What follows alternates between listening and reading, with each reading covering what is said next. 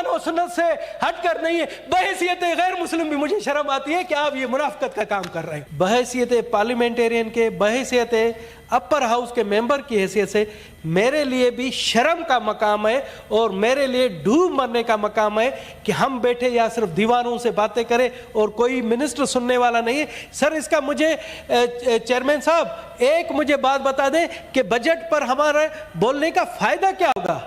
جو پالیسی ساز ہے، جو منسٹر صاحبان ہیں وہ ہیں ہی نہیں تو ہم کسے سنائیں گے؟ اور آپ دیکھیں صرف 2 آفیسران کے سوا 2 آفیسران ہیں، وہ بھی پتہ نہیں کون سے گریڈ کے ہیں. کوئی بھی آفیسر، بیوروکریسی بھی نہیں بیٹی. ہمارے لیے لعنت کا مقام ہے. سر میں کہتا ہوں کہ ہمیں تو تمام آپ بحیثیت کسٹوڈین آف ہاؤس ایک آج رولنگ دے کہ اگر کوئی نہیں بیٹھتا یہاں پر منسٹر، کوئی آفیسر نہیں آتا ہے تو آپ انہیں نوکری سے نکال دیں، منسٹروں کو اس ایوان سے برطرف کر دیں. یہ آپ کا اختیار ہے. سر ہم یہ کسے سنائیں؟ مجھے بتائیں سر ہم کسے سنائیں؟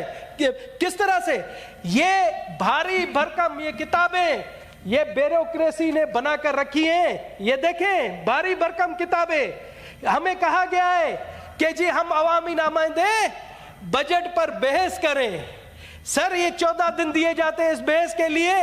مجھے یہ بتائیں کہ ہم یہ بھاری بھرکم کتابیں کتنے دنوں میں پڑھیں گے اور کیا کریں گے؟ یہ سارا قوم کا پیسے کا ضیاع ہے. قوم کے پیسوں کی لوٹ مار ہے. اس ٹھنڈے ایئر کنڈیشن ماحول میں بیٹھ کر ہم قوم کا پیسہ لوٹ رہے ہیں. سر یہ کوئی ضرورت نہیں ہے اس اتنے لمبے پلان دے کہ میں آپ کو حلفیہ کہتا ہوں، میرے دوست بیٹھے بشمول میں آپ کو حلفیہ کہتا ہوں کہ میں ان کتابوں کا 1% بھی نہیں پڑھتا. اگر مجھے دوست بتائیں کہ انہوں نے یہ پڑھا ہے، نہیں پڑھتے، کوئی بھی نہیں پڑھتا. میرا ضمیر ملامت کرتا ہے کہ ہم عوام کے پیسوں سے، عوام کے ٹیکسوں سے یہ بیٹھے ہوئے اور یہاں پر یہ جو ہے نا یہ فضول کارروائیاں کر رہے ہیں. یہاں پر کوئی بھی سننے والا نہیں ہے، کوئی بھی یہ نہیں، صرف ہم باتیں کرتے ہیں. جناب اعلیٰ آپ کہتے ہیں کہ جی بجٹ پر آپ بحث کریں تو چلیں ٹھیک ہے سر، ہم آپ کو ہی سنا رہے ہیں، آپ کو ہی سنا رہے ہیں. شاید ہو سکتا ہے کہ آپ ہمارا وسیلہ بنے، آپ کے توسط سے کوئی ہماری بات سن لیں. ہم بلوچستان کے لوگ مظلوم لوگ ہیں.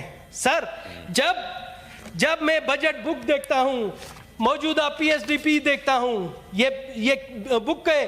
پہلی بات تو میں آپ کی توجہ مبذول کراتا ہوں کہ اس بک میں کافی صفحات خالی بھی ہیں. یہ دیکھیں یہاں پر لکھا ہوا ہے مگر اسکیمات کا نام نہیں ہے. ہمارے ساتھ یہ بھی ایک بے ایمانی کی جاتی ہے کہ ہمارے پاس جو بکس دی بھی جاتی ہیں جس پر اہم اسکیمات ہونی چاہیے وہ نہیں ہوتی. یہ دیکھیں سر میں آپ کو دکھا رہا ہوں، ایسے کئی صفحات ہیں اس میں جہاں پر اسکیمات کسی نے نوٹ بھی نہیں کیا ہوگا.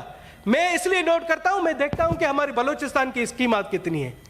سر آپ کے لیے، آپ بھی ثنا سہیل بلوچستان کے بیٹے ہیں، آپ کے لیے بھی، میرے لیے بھی شرمندگی کا مقام ہے، آپ کے لیے بھی، کہ جو پروونسز کو اسکیمیں دی گئی ہیں بلوچستان کی اس پوری بک میں پروونسز کے حوالے سے صرف 2 اسکیمات شامل ہیں.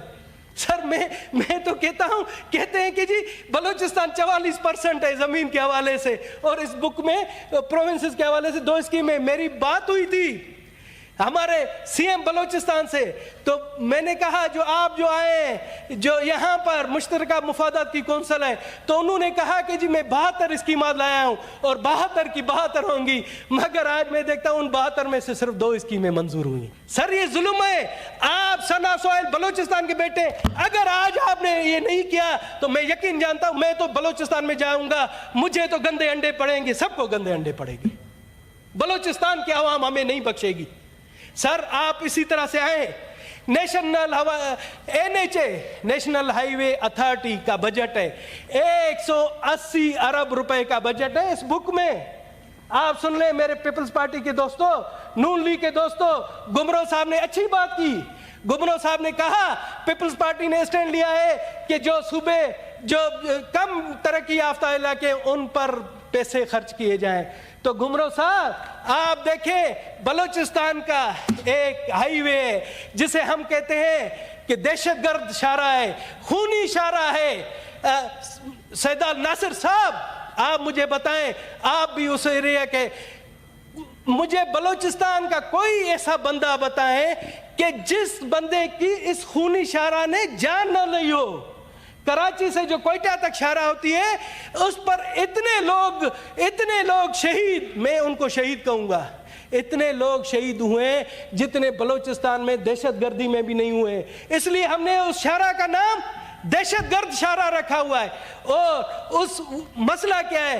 کیونکہ وہ سنگل شاہراہ ہے. آپ نے پنجاب میں موٹر وے بنا دیا، آپ نے سندھ میں بنا دیا، کے پی کے میں بنا دیا، بہت اچھا کیا ہے. بلوچستان میں موٹر وے کا نام نہیں ہے. M8 ہے وہاں بھی صرف موٹر وے، مگر وہ بھی موٹر وے نہیں ہے. یہ جو ہماری شاہراہ ہے کوئٹہ، جو کراچی سے کوئٹہ جاتی ہے، وہ ہماری شہر رکھ گئے. اس پر ڈیلی میں جب آتا ہوں اس ایوان میں، وہاں پر آپ یقین جانے وہاں پر گاڑیوں کو حادثات ہوئے، لوگ زندہ جل کر کوئلہ بن گئے، لوگ زندہ جل کر کوئلہ بنے. پچھلے 10 سالوں میں اس شاہراہ نے 6000 لوگوں کی جانیں لی ہیں. کتنے بچوں کو یتیم کیا ہے، کتنی عورتوں کو بیوہ اس نے کیا ہے، اس شاہراہ نے کیا ہے. میں سمجھتا ہوں کہ اگر ہم نے ابھی بھی اسے ڈیولائزیشن، مجھے چوتھا بجٹ ہے، میں اس خونی شاہراہ کے حوالے سے یہاں پر بک کر کے تھک گیا ہوں، مگر اب بھی اس خونی شاہراہ کو ڈیولائزیشن کرنے کے لیے 3 سال سے پروجیکٹ چل رہا ہے. اس دفعہ بھی ایلوکیشن، آپ کے لیے بھی حیرانگی کی بات ہوگی، ایلوکیشن 5% رکھی گئی ہے.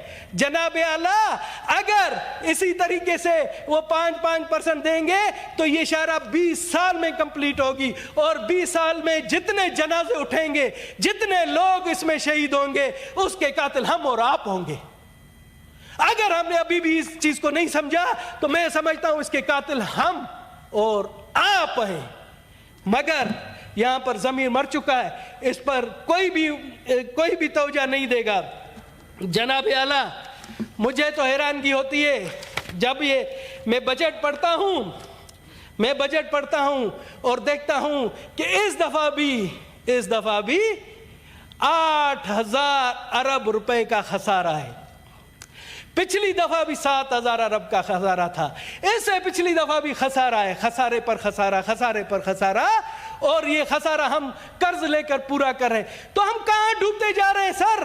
کس طرح سے ہم ملک کی معیشت کو آگے لائیں گے؟ ہم کبوتر کی طرح یہ آنکھوں میں آنکھیں بند کر کے، سر خدا کو مانے، یہ ہمارے جو ارباب اختیار بیٹھے ہیں ان کو بولیں کہ اس طرح سے نہ کریں. اس طرح سے ہوا تو میں سمجھتا ہوں ہم وہ دن دور نہیں ہے کہ ہم افریقی ملکوں سے بھی نیچے کی سطح پر جائیں. اور مجھے حقیقت میں بتا رہا ہوں، مجھے کبھی کبھار سخت افسوس ہوتا ہے کہ ہماری حکومت سود پر سود لیتی جا رہی ہے، سود پر سود. اور ابھی اس بجٹ میں جو ایک چیز میں نے دیکھی ہے، ہم سود تو لے رہے ہیں، سود پر دوسرے لوگوں سے، دنیا سے پیسے لے رہے ہیں. آپ حیران ہوں گے کہ وفاق سود پر صوبوں کو پیسے دے رہا ہے. میرے استاد بیٹھے ہوئے ہیں مولانا واسع صاحب، ہم نے ان سے تھوڑا اسلامی تعلیمات کے حوالے سے بھی، جب یہ سود کی بات میں سنتا ہوں، میں نے سنا ہے بلکہ میں نے پڑھا بھی ہے. میں آپ کو ترجمہ سناتا ہوں. سورہ بقرہ سورہ نمبر 278 میں ہے، اے ایمان والو اللہ سے ڈرو اور جو کچھ سود کا بقایا ہے اس کو چھوڑ دو اگر تم ایمان والے ہو. اسی طرح سے سورہ بقرہ 279 میں، پھر اگر اس پر پھر بھی آپ عمل نہیں کرو گے اور سود لیتے رہو گے اور دیتے رہو گے تو اللہ اعلان سن لو، یہ اللہ تعالیٰ کے ساتھ جنگ اور اللہ کے رسول کے خلاف جنگ ہے. اور اگر تم توبہ کر لو گے تو تم کو تمہارے اصل اموال مل جائیں گے، نہ تم پر کسی پر ظلم کر پاؤ گے اور نہ ہی تم پر ظلم کر پائے گا. سر جب قرآن شریف کہتا ہے، جب اللہ تعالیٰ کہتا ہے کہ سود حرام ہے، اللہ تعالیٰ سے جنگ ہے، مگر یہاں پر سود لیا بھی جا رہا ہے اور سود دیا بھی جا رہا ہے، تو مجھے بتائیں